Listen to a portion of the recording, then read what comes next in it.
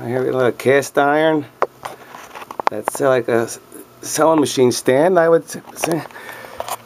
Domestic. Look at this.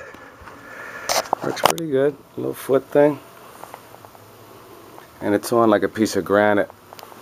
And on top of that, I have a New Home from Rockford, Illinois, USA.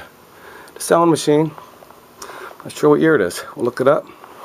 I'll let you know. But this is really cool. It's got like an ornate little star in the middle. It says domestic over here. Both sides domestic. Very cool. Very cool. The back of the sewing machine. Wow, look at that.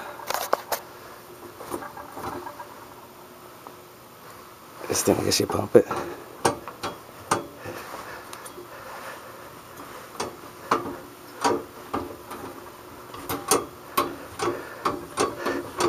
That's how you do it.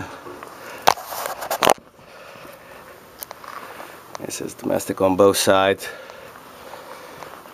There you go. Cast iron. And the little people with it. You got 1, 2, 3, 4, 5 little cast iron people. Oh, good.